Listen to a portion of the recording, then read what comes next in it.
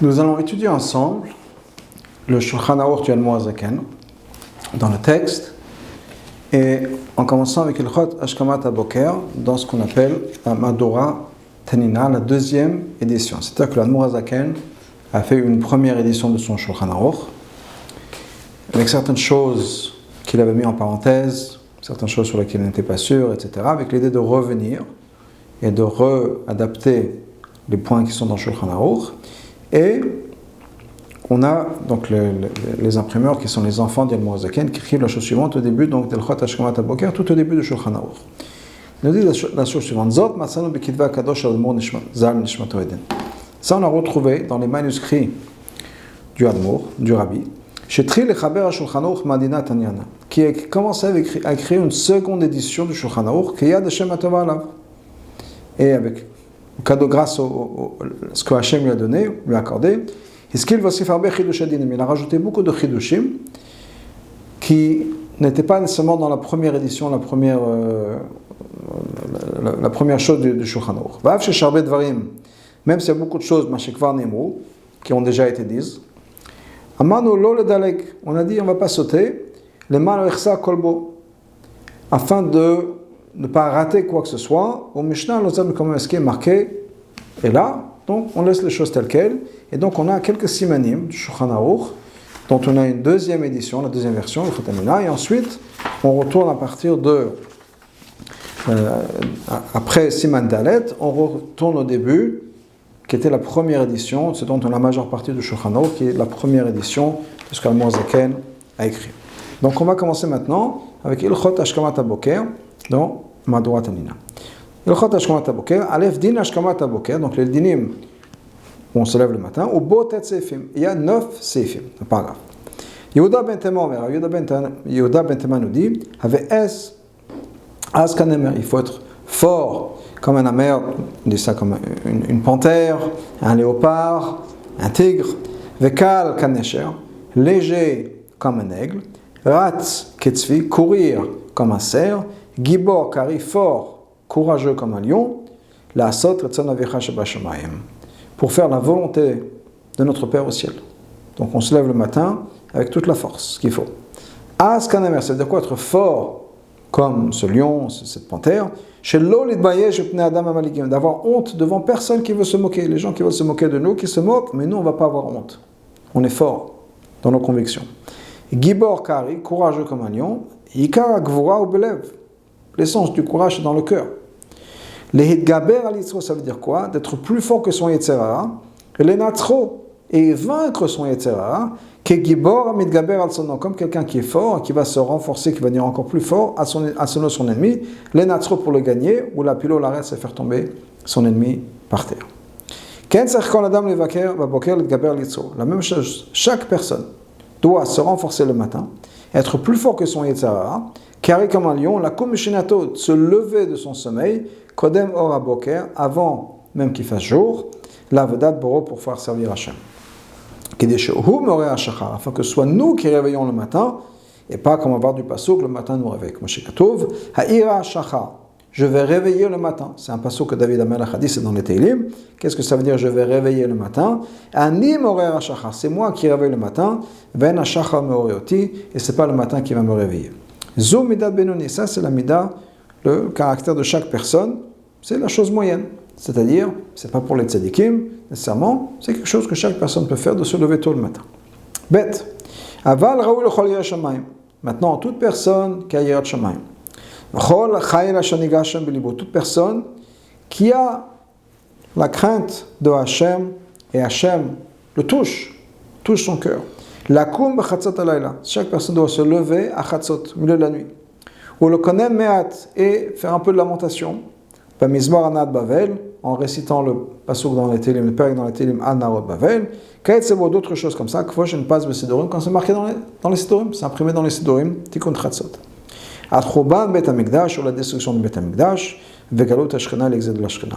Shekatov, quand c'est marqué dans le pasuk, Kumi Roni Balayla, lève-toi et réjouis-toi ou fais les lamentations la nuit, le Rosh Hashmoat, au début de la garde, c'est-à-dire la garde.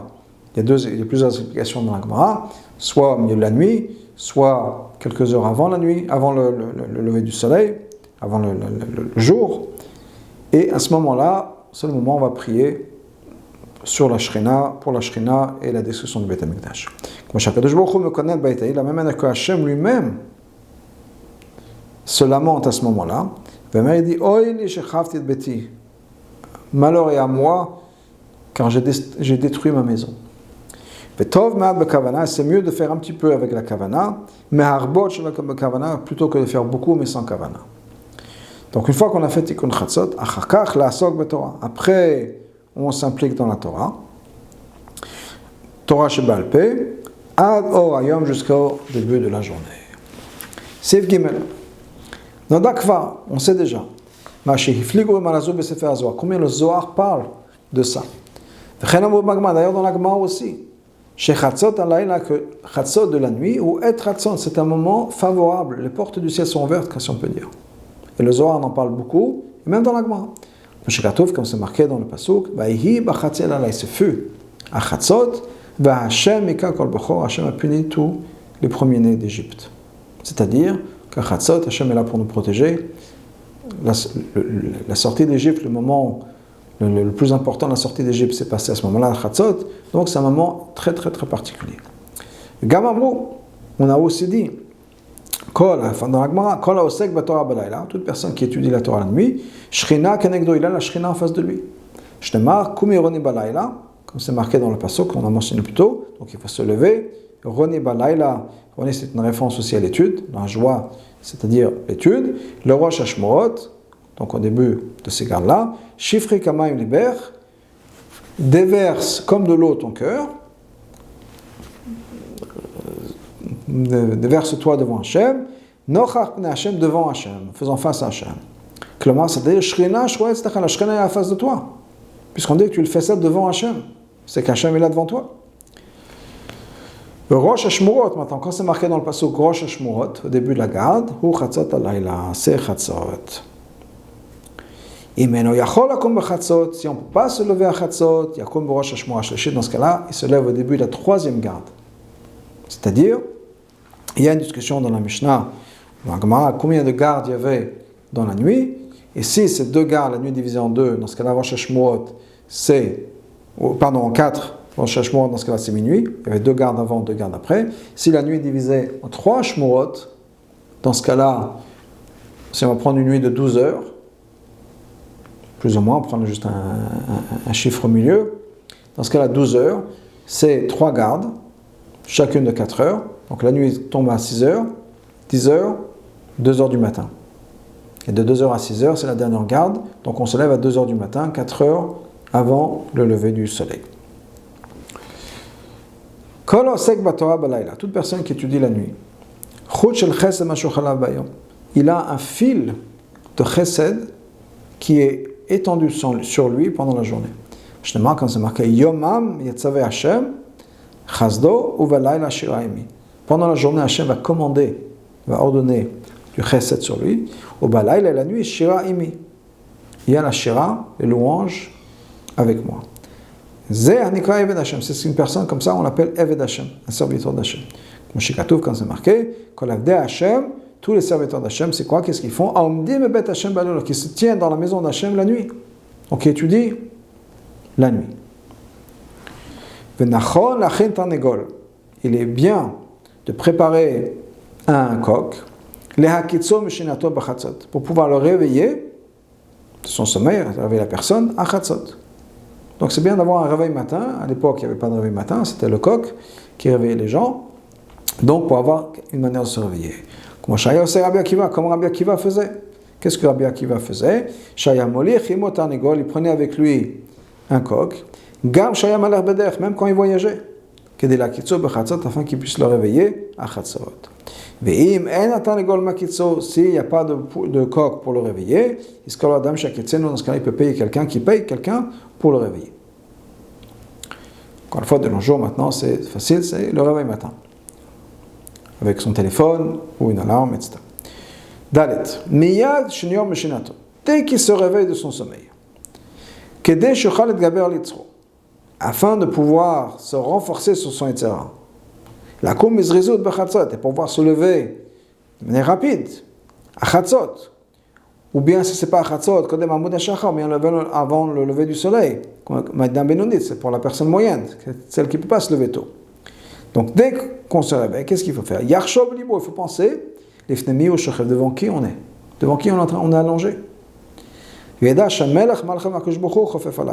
faut prendre conscience du fait que c'est Hachem qui est en train de nous regarder. Nous, on est allongé comme ça sur le lit, et on a Hachem qui est juste en train de nous regarder. Justement, comme c'est marqué, son honneur est rempli la terre. S'il est en train d'être allongé devant un roi de chair et de sang, qui se tient devant lui, la personne mettrait sa vie en danger. C'est un crime de lèse-majesté, c'est un manque de respect pour le roi. Le roi est là devant nous, et nous on s'allonge à dormir. À plus forte raison, devant Hachem. Et ça, c'est un principe fondamental dans la Torah. Dans la mala, l'avantage que les tzadikim ont, ceux qui marchent devant Hachem, et c'est quoi ce secret-là? C'est quoi ce principe qu'il faut avoir? Toujours conscient de la présence d'Hachem. Toujours. Parce qu'une personne n'est pas assise, ne se comporte pas, ne gère pas ses affaires quand la personne est seule à la maison, comme si on est assis, ou bien qu'on a ses mouvements, ses affaires, et qu'il se trouve devant un grand roi. On ne parle pas, et on ne voit pas sa bouche comme on veut, quand on est, la même manière qu'on est avec la famille, que la même manière qu'on est en train de parler devant le roi. Quand chacun a plus forte raison, quand la personne prend conscience. Que le roi dont on parle ici, c'est le roi de tous les rois, Hachem. C'est lui qui se tient devant la personne. C'est lui qui est en train de nous regarder. Comme c'est marqué dans le passage qui mistater, c'est une personne va se cacher, moi je ne vais pas le voir. Nous, Hachem dit Hachem. Alors, je remplis le ciel et la terre. Dès qu'on prend conscience de ça, dès qu'on prend conscience de ça, il y a Gia et la Vayira Vachna, on a tout de suite la crainte d'Hachem, l'humilité, le pachad d'Hachem avec ce respect pour Hachem, cette crainte au beau château, et on a honte, mais mène au devant Hachem. On se tient comme ça allongé, imaginons qu'il parle d'un roi, imaginons que ce soit le rabbi, ou une personne qu'on respecte, on est allongé comme ça, le rabbi est juste devant nous, mais on ne se comporterait pas de la même manière. On ne dirait pas les mêmes mots. Eh bien, on parle d'Hachem. Hachem est devant nous, certainement, on prend conscience de ça, et on se comporte de manière différente. Donc on a cette hirat shemaim. Donc tout de suite, dès que on ouvre nos yeux, il faut penser à la présence d'Hachem. Hachem est en train de nous regarder. Ve'im lo yagi ala miyad. Si on n'a pas tout de suite, on n'est pas rempli tout de suite de la crainte de Dieu, il y a mekarbe minyanze. Dans ce cas-là, il faut réfléchir, approfondir cette idée-là, jusqu'à qu'il arrive à cette crainte d'Hachem. Il faut faire tchouva sur toutes ses fautes. Pourquoi est-ce qu'il faut faire tchouva? Parce que ce sont nos fautes qui nous empêchent d'avoir cette hirat shamayim. Comme c'est marqué, vos fautes séparent. On a nos fautes font qu'on est tourné sur soi-même. On ne prend pas conscience de la réalité, on ne prend pas conscience de ce qui est autour de nous, et on ne prend pas conscience d'Hachem. On est complètement focusé sur soi-même, on en vit autour de soi, c'est ce qu'on appelle l'égocentrisme, et on n'a pas conscience de ce qui se passe, on n'arrive pas à regarder au-delà de soi. Ce sont nos fautes qui font qu'on n'est pas conscient de la présence d'Hachem, donc on a besoin de faire tchouva. Vav. C'est bien de s'habituer à dire dès qu'on est réveillé de son sommeil, donc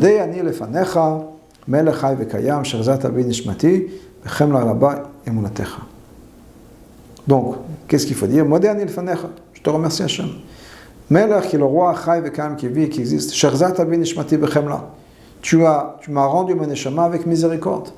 Grand est ta confiance en moi. Tu as une grande confiance en moi, tu me redonnes un autre jour de vie, c'est que tu me fais confiance. Imaginons ce que d'ailleurs Hachem nous fait confiance. C'est que chaque jour qu'on a, dès qu'on se réveille, Hachem nous dit, j'ai confiance en toi. Donc c'est bien de dire ça tous les jours. D'ailleurs, Hagav, Rabbi avait dit que c'est cette fila préférée. Il y a un petit garçon qui faisait les courses, qui amenaient les courses de l'épicerie vers la Rabbanit Chana, la Rabbanit Chana Moshka. Et une fois, il a demandé à la Rabbanit Chana quelle est la prière favorite du Rabbi. Et la Rabbanit Chana a dit, je ne sais pas, mais je vais lui demander la prochaine fois que mon fils vient visiter, je vais lui demander. Donc elle a demandé au Rabbi, et le Rabbi a répondu, Moderni lefanecha. Donc, c'est une chose importante, mais aussi au-delà de ça, de prendre conscience de la confiance qu'Hachem a en nous. Des fois, on est un peu déprimé, on se dit, ah, je ne sers à rien, ou à quoi ça sert ce que je suis en train de faire. Hachem a confiance en nous.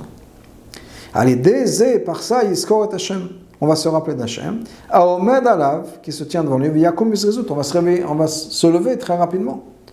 Achlo Yakum Yamom Befet Apiton. Mais, attention, une halakha, on ne peut pas se lever comme ça tout d'un coup, soudainement. La Ishaem Mehat, il faut attendre un petit peu. Achegmor Nusachze. Tant qu'il finit ce texte-là, Beodo Shochev, alors qu'il est en train encore couché, ou Yoshev ou bien qu'il s'assoie, comme on va expliquer dans la halachot de Terechetz. Donc, c'est pas que dès qu'on ouvre les yeux, on saute du lit. Non, il faut prendre un peu quelques secondes et on lit ça. Ou le fiche nous sarzen bo shum shem, zayin shemot. Maintenant, étant donné que dans ce texte-là, il n'y a pas de nom d'Hachem. Et le nom d'Hachem sont 5 noms qui sont des shemot shenan nechekim, qui sont les noms qu'on ne peut pas effacer. C'est-à-dire ce sont les noms d'Hachem. Et on sont les noms saints, Hachem, Yud-Kevavke, Elohim, Shin Dalet Yud, etc. Mais dans le Modani, il n'y a pas tout ça. On n'est pas Elohim, on n'est pas Yud-Kevavke. Et l'Issour l'amour Kadam Shatal Yad. Donc il n'y a pas de Issour de le mentionner avant d'avoir fait Netilat Yadayim, avant d'avoir fait ce qu'on appelle Negel Vaser. Et même si la personne a besoin de faire Negel Vaser parce qu'elle a dormi sans vêtements, et certainement les mains ont touché les parties qui sont normalement couvertes de son corps, donc on est obligé de se faire Netilat Yadayim le matin, comme on va expliquer plus tard dans Siman Dalet.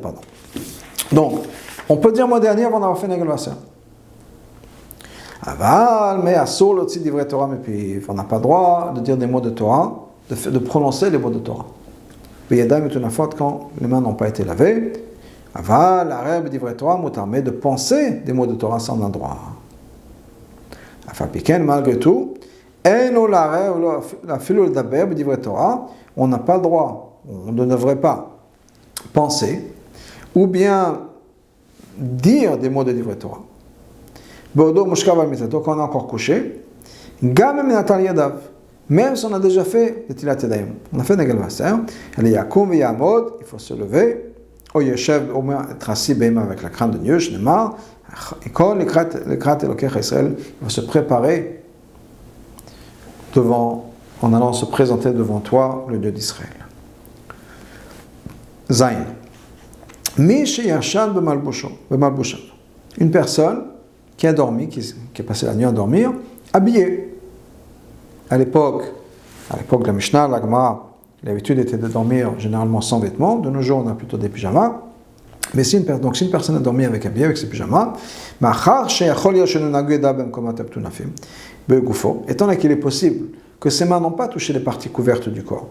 Donc, il n'y a pas d'interdiction à la base de dire le nom d'Hachem avant Netilat Yadayim. On n'est pas obligé de faire Netilat Yadayim. Arestam Yadayim et l'Ukshirot. On imagine, s'il est dormi couvert, que les mains sont cachères, les Askir Hashem Brachot, pour mentionner le nom d'Hachem, dire une bracha, et d'abord divrei Torah, de dire des mots de Torah. Midin Talmud va poskim. En tout cas, d'après la halakha, comme c'est marqué dans la Gemara, et d'après les poskim. Moshe Baïb et Siman Dalet, comme on va voir plus tard dans Siman Dalet. Ben Tzach Lomar, on n'a même pas besoin de dire, les gars mal bouchav, on a le droit de toucher ses vêtements, kodem netilat yadayim, avant netilat yadayim.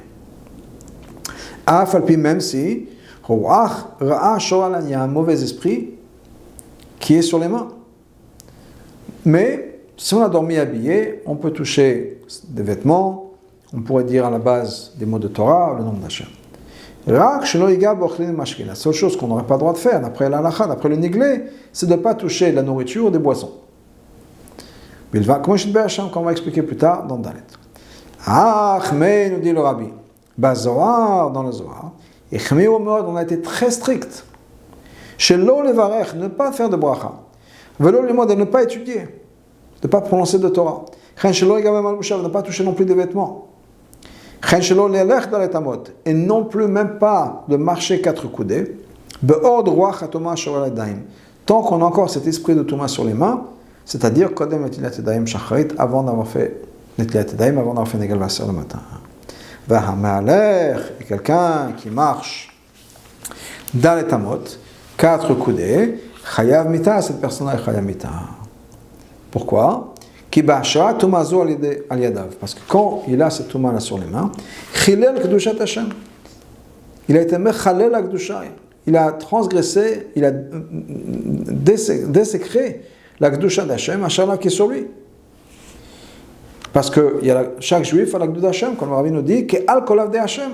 Parce que chaque juif qui est un serviteur d'Hachem, la représentante d'Hachem est avec nous. Donc, chaque juif a la kdusha d'Hachem. Et on a la Torah, la Sainte Torah, avec sainteté et purification. Encore plus qu'une personne qui n'est peut-être pas arrivée à cette madriga. Donc une personne qui étudie la Torah a la Kedusha de la Torah, en plus de notre Kedusha en tant que juif. Donc, le Zohar, il est très strict. De ne pas marcher 4 coudées sans avoir fait Negal Vaser, et certainement pas de toucher les vêtements, ni de dire le nom d'Hachem, une bracha, et bien sûr de ne pas toucher la nourriture ou des boissons. Et on pourra ajouter, c'est pas ici, on verra plus tard, qu'on ne peut pas non plus toucher les orifices de son corps. Les orifices de son corps, c'est-à-dire le nez, les oreilles, plus bas dans le corps aussi, et aussi les yeux et la bouche, pour pas qu'il y ait chaz v'sham yatsetuma qui rentre. Okay? Il y a bien sûr un lien aussi de même pas mettre les pieds par terre avant d'avoir fait Negal Vaser. Mais certainement de ne pas marcher si on n'a pas le fait Negal Vaser. Maintenant, malgré tout, s'il arrive à un cas où il n'y a pas d'eau, il ne peut pas se laver 3 fois, c'est-à-dire 1 fois, 2 fois, etc. comme il faut. La veruach hatuma, pour enlever justement cet esprit d'impureté, quand il va se lever le matin, ou se lève pendant la nuit, puisque la Moazaken a dit qu'il va se lever pendant la nuit. Donc s'il n'y a pas d'eau, Khalil alo levatam midvato, chaz b'shalom, de ne pas étudier la Torah, ad shayir hayom jusqu'au matin, v'yitol yadav gimel pamim, et jusqu'à qu'il puisse le faire netilat yadayim. Alors qu'est-ce qu'on fait? Yitol me'at, le peu d'eau qu'on a, on s'en sert pour faire netilat yadayim. O inakem kol mideh de menak, ou bien on lave les mains avec n'importe quelle chose qui nettoie. Ça peut être de l'herbe, ça peut être d'autres choses. Et Varech, dans ce cas-là, il fait la bracha, et il étudie, comme c'est marqué dans la Gemara, que si la personne est dormie avec des vêtements, avec un pyjama, ce qui est normalement le cas de nos jours, on est plus ou moins habillé pendant la nuit. Donc, et si on n'a pas d'eau pour faire Negal Vaser, dans ce cas-là, qu'est-ce qu'on fait? On peut prendre n'importe quoi, on va se frotter les mains quelque part et étudier la Torah. Zman Chatzot Alayla, on est dans Chet, le temps de Chatzot Alayla. C'est le même exactement pendant l'été ou pendant l'hiver. C'est-à-dire, Léolam, toujours Yud Bet Shaot Achar Chatzi Hayom. C'est toujours 12 heures après Chatzot de la journée. Shoamtza Laila Mamash, ça c'est exactement le milieu de la nuit. Et c'est à ce moment-là que c'est à ce moment-là que c'est un temps favorable en haut, dans n'importe quel endroit. Là où on se trouve dans le monde, Chatzot, dans cet endroit-là, c'est les portes du ciel sont ouvertes. En fonction de là où je me trouve. Et c'est quand Chatzot, si je sais quand c'est Chatzot de la journée, ben Chatzot de la nuit, c'est exactement 12 heures plus tard. Okay? Si c'est, disons, midi 18 Chatzot quelque part, et bien minuit 18, ça va être Chatzot quelque part. Même si les nuits et les jours changent, les filles acclimim, en fonction des climats, et les différences qu'il peut y avoir entre un pays et l'autre, le Mizrach, le Ma'arav, l'Est à l'Ouest, ça ne change rien. Comme Zman Kriyat Shema, c'est comme par exemple Zman Kriyat Shema ou Tfila. Zman Knesset Shabbat V'Yom Tov, le moment Shabbat rentre. La même chose, dans chaque pays c'est différent. À Paris, on va allumer les bougies sur Shabbat à un horaire donné. À New York, c'est notre horaire. En Australie, c'est notre horaire. Ça ne change rien. Qui est Ratson Shelema, parce que ce moment favorable, au moment où on dit que les portes du ciel sont ouvertes en haut, et tout ce qu'on fait, toutes ces yichudim, ces unions spirituelles dont on parle dans la Kabbalah. Chez Bekat Shema, qui est dans Shema, ou Tfila, ou bien la Kedushat Shabbat, Yom Tov, c'est quelque chose qui dépasse le temps et l'espace. Donc on n'a pas besoin de s'inquiéter, mais si c'est en 30 secondes, si c'est Chatzot et que c'est un Zman Mesougal maintenant, et que je suis en Israël, et que c'est minuit 18 en Israël, à Jérusalem, comment est-ce que ça peut être 1 heure plus tard en France et 7 heures plus tard aux États-Unis? Je ne comprends pas. Si c'est 1 heure, ça devrait être dans le monde entier la même chose. Ah bien non. Chaque chose, là où je suis, c'est le moment où il y a l'ashpot qui vient du ciel. Donc si je suis dans un endroit, l'heure de l'allumage du bougie de Shabbat, c'est Shabbat dans cet endroit-là, c'est le moment où Shabbat, le monde se transforme, etc. Ben oui, ça dépend de mon endroit. Parce qu'en haut, il n'y a pas de temps et d'espace. Le concept de Shabbat chez Hachem, c'est quelque chose qui va dépasser le temps et l'espace sur terre. La seule chose, c'est que ça se révèle ici sur terre, à chaque endroit, en fonction de l'endroit. Mais c'est aussi la raison pour laquelle, et ça c'est une halakha importante, qu'il y a une très grande Gdusha à l'extérieur d'Israël, le deuxième jour de Yom Tov à l'extérieur d'Israël, il y a une Gdusha supérieure. La chaîne est donc, même les gens qui habitent en Israël normalement, et qui arrivent maintenant à l'extérieur d'Israël, ils sont à l'extérieur d'Israël pour une fête, on est bientôt Shavuot, donc quelqu'un qui est en Israël, qui est un Israélien si on peut dire, et qui quitte Israël, qui va trouver Shavuot à Paris, à Londres, à New York, à Miami, etc., qu'est-ce qu'ils vont faire? Ils sont obligés de respecter la Gdusha du deuxième jour de Yom Tov. Même s'ils ont en tête de revenir en Israël. Comme on a expliqué dans l'halachot de Yom Tov. Donc, là où on est, c'est le jour de Gdusha. Donc le point étant que, si c'est Chatzot là où je suis, même si c'est Chatzot quelque part d'autre, avant ou après quelque part d'autre, mais pour moi, ce moment où les portes du ciel sont ouvertes, c'est mon moment à moi de Chatzot. Mon Shabbat à moi, ça dépend de là où je suis. Quelque part d'autre, Shabbat, c'est un autre endroit, parce qu'on parle d'une Kedusha qui dépasse le temps et l'espace, mais qui va se révéler à chaque endroit en fonction de l'endroit. Tête. Tov lomar b'chol yom. Il est bien de dire chaque jour. Parashat Akeda. La parashat de Akeda à l'Akedat Yitzhak. Pourquoi? Les scores Srut-Avot pour se rappeler du mérite de nos avot d'Avram et de Yitzhak. C'est bien de lire Parashat Aman, la parashat qui parle de la manne qui est tombée. Pourquoi? L'Iftoach B'Hashem, pour développer son bitachon, sa confiance en Hashem, Noten Lechem Dvar B'Yomo, qui nous donne chaque jour ce dont on a besoin, la parnassa dont on a besoin pour chaque jour. C'est bien aussi de lire Aseret HaDiborot, les 10 commandements. V'yeteraken, encore plus que ça. Tov Me'od, c'est très bien. Là, avant, c'était Tov. Là, c'est Tov Me'od. Lomar Parashat HaKorbanot, de lire la parashat des Korbanot. Shehen Olau Shlamim V'Toda V'Chatat V'Hasham V'Dai V'Talui. Qui sont tous les korbanot qu'on a, le korban ola, le korban shlamim, le korban toda, le korban chatat, le korban hasham vada, le korban hasham taloui, le korban ola v'yored, toutes ces korbanot-là, ou parashat nesachim. Nesachim, c'est les libations, c'est-à-dire le vin qu'on rajoutait avec, l'huile, shah kolam nachot, et toutes les offrandes qui étaient faites de farine, kakatou b'mamadot, comme c'est marqué dans les sfarim, dans les sidurim. Les kayem, hashekatou, pour accomplir ce qui est marqué dans le pasuk, venishlema parim sfateinu, que nos lèvres remplacent les bœufs qui est offert en sacrifice. Comme le Chachamim ont dit al pasuk, zot haTorah leola lemitcha al-chatat. Voilà la Torah, voilà les lois littéralement du korban ola, du korban mincha, du korban chatat. Qu'est-ce que Chazal ont dit? Kol haosek beTorah Torah, toute personne qui est impliquée dans le Torah de ola, nous dit zot haTorah leola, toute personne qui va étudier les lois de ola, du sacrifice de ola, c'est comme s'il avait amené un sacrifice ola. Donc quand on va dire les psukim, on va répéter ce qui est marqué dans Chazal sur ces korbanot, c'est comme si on avait amené ces korbanot.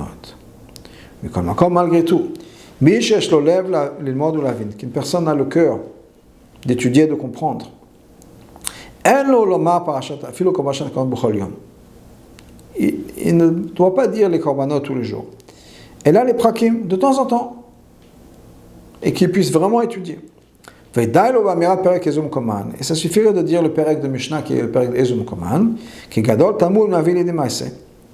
Parce que l'étude, c'est quelque chose de très important, ça nous amène à l'action. Et l'idée idéale de la Torah, ça nous amène à bien sûr à connaître la Torah. Comme chez Kato, comme c'est marqué dans le Chotam Torah. Au-delà de ça, nous dit l'Admor Zaken. Im Yodea, s'il sait, Shitchayev Beze Korban, qu'il est devenu Chayev d'un Korban particulier. Que Gon, par exemple, Ola, il est chayav à korban ola. Pourquoi? Albitu mitzvah tassé, parce qu'il y avait une certaine mitzvah qu'il aurait dû faire qu'il n'a pas fait. Il a raté shema ou autre chose. Ou alero alef, il a une pensée qu'il n'aurait pas dû avoir. Blo tassé, dans une avera. Toda, ou bien qu'il est chayav toda, un korban toda, pour remercier Hachem. Par exemple, arba tzrichim lodot, les 4 catégories de personnes qui doivent remercier Hachem. Ce que de nos jours on remplace par la bracha de Hagomel, qui est pour 4 catégories de personnes, qui sont personnes qui étaient malades et qui, par Hachem, maintenant en bonne santé, personne qui a traversé le désert, personne qui a traversé l'océan, et une personne qui est en prison, qui est sortie. Donc, Yoma, parashat ha-korban miyash traibon, dans ce cas-là, il faut dire la parashat du korban, sur laquelle on est chayav. Donc, si on sait qu'on est censé ramener un korban particulier, dans ce cas-là, on dit les psukim qui sont liés à ce korban particulier. Chez Yoma, parashat ha-korbanot, Yoma beyom shuzman ha-kavata. Maintenant, quand on va dire les korbanot, il faut dire le korbanot dans la journée. Pourquoi? Parce que la journée, c'est le temps des korban. C'est le temps où on amène ces korbanot-là. Velo pas dans la nuit.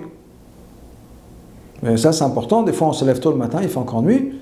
Si on peut, après, des fois, il y a des choses qui changent, mais de faire les korbanot pendant la journée. Aval, mais on n'a pas besoin de se tenir debout quand on fait les korbanot. Comme à Kohen. Pourquoi debout? Parce que le Kohen, Shayovet qui faisait l'avoda, il était mouman, il était debout. Pourquoi est-ce qu'on n'a pas besoin? Parce qu'on n'est pas un Kohen. On n'est pas le Kohen qui travaille dans le Beth Amikdash. Et là, chez Bekriyato, mais quand on va lire, Malé ala vakatouv, le pasteur le considère qu'il ou écrive le Kohen, comme si le Kohen l'avait amené. Ensuite, on dit Vetov le marbe Shabbat. Il est bien de dire Shabbat, Parashat Lechem Apanim, la paracha qui parle des pains qui étaient offerts, qui étaient amenés dans le Beth Amikdash chaque Shabbat. Dans notre Siddur, dans le Siddur Tehilat Hashem, c'est marqué après la tefila de Shabbat, la carte à Solet, ce qui m'a imprimé, c'est la tefila de Lechem Apanim.